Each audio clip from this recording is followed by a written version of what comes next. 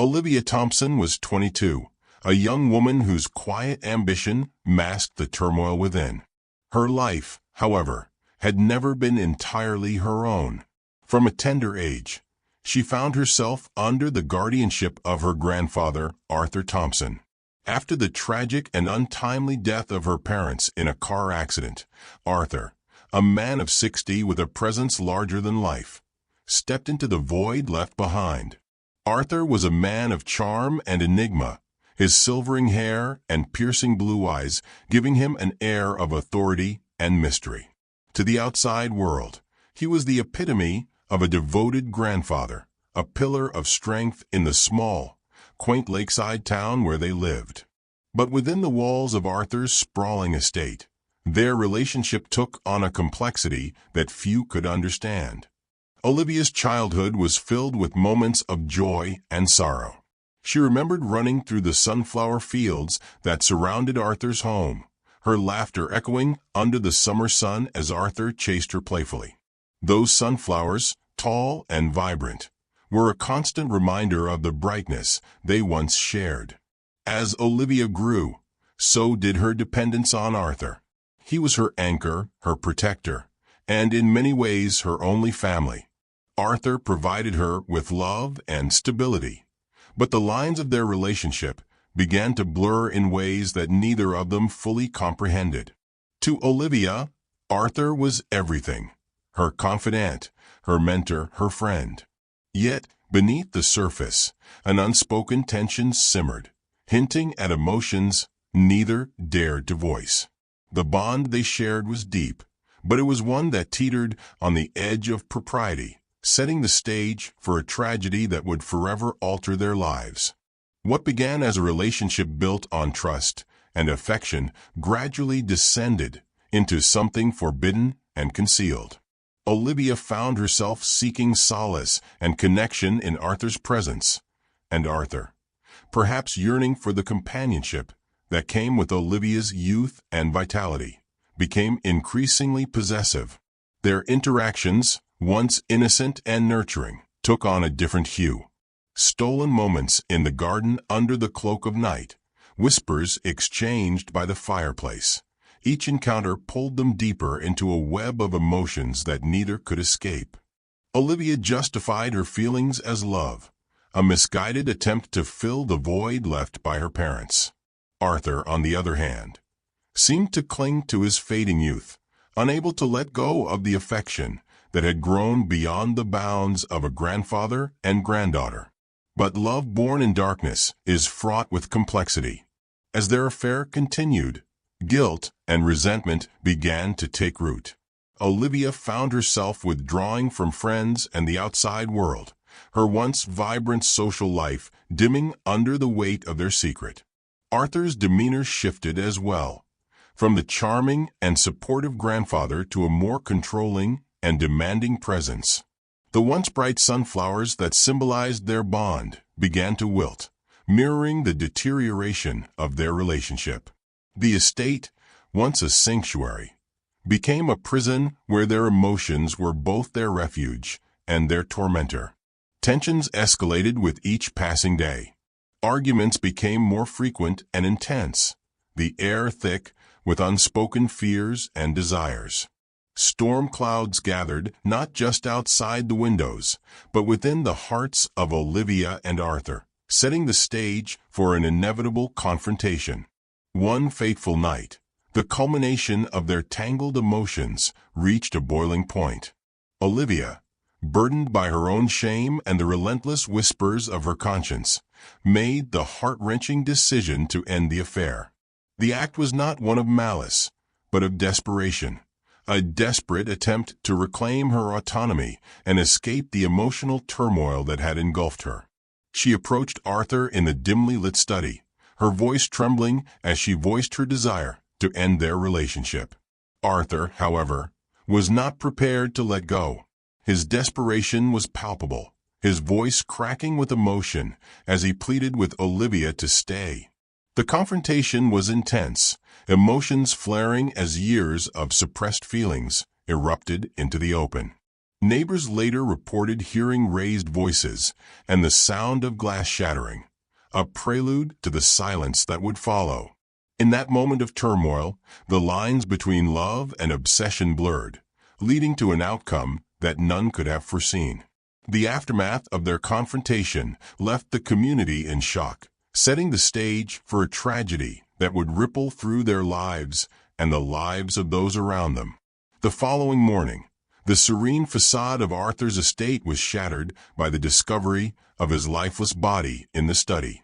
The room, usually a place of reflection and intellect, was now the scene of a harrowing tragedy.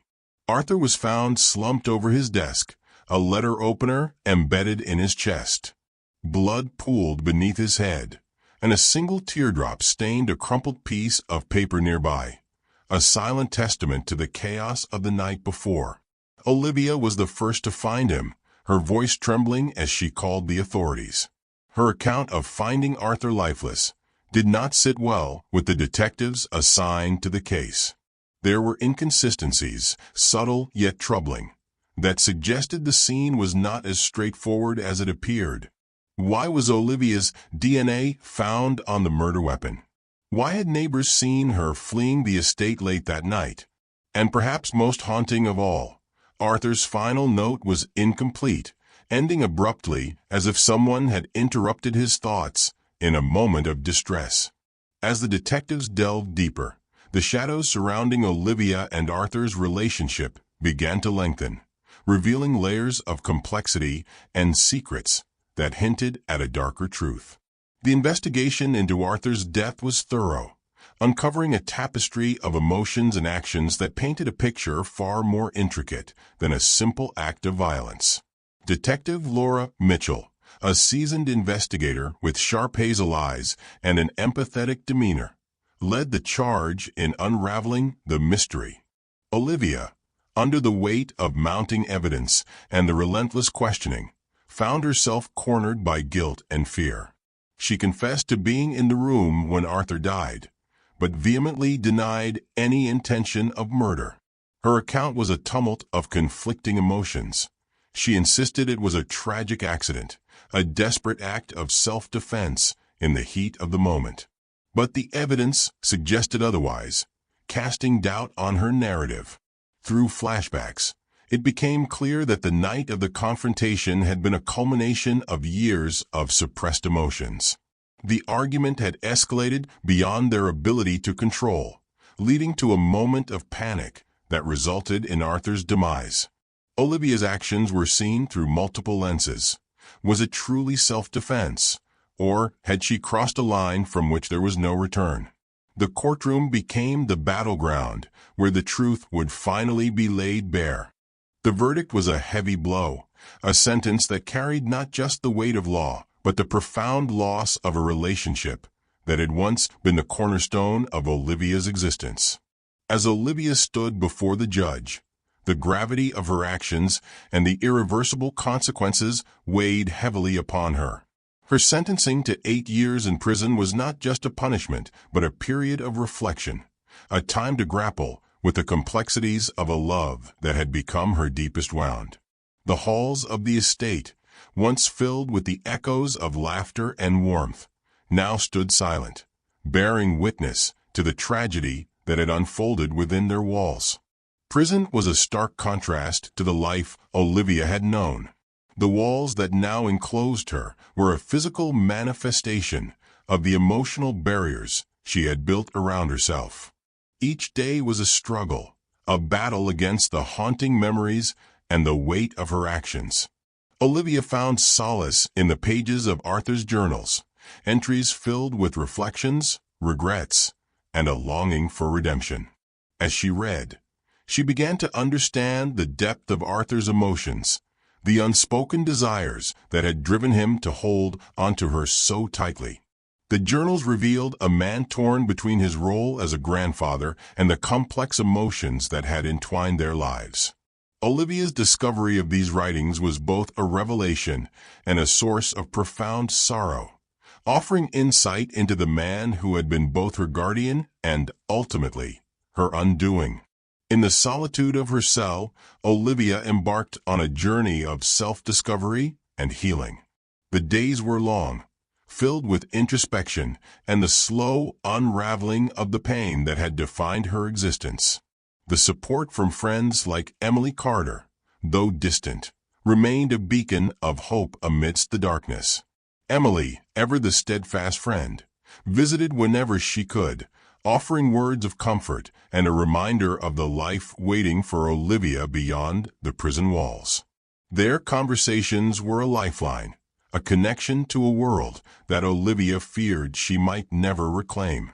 As the years passed, Olivia's understanding of her own actions deepened. She grappled with the duality of love and obsession, realizing the fine line that had separated their bond from the tragedy that had ensued. Each passing day was a step towards forgiveness, a forgiveness of herself, and an attempt to reconcile with the past. The news of Arthur's death sent ripples through the small lakeside community.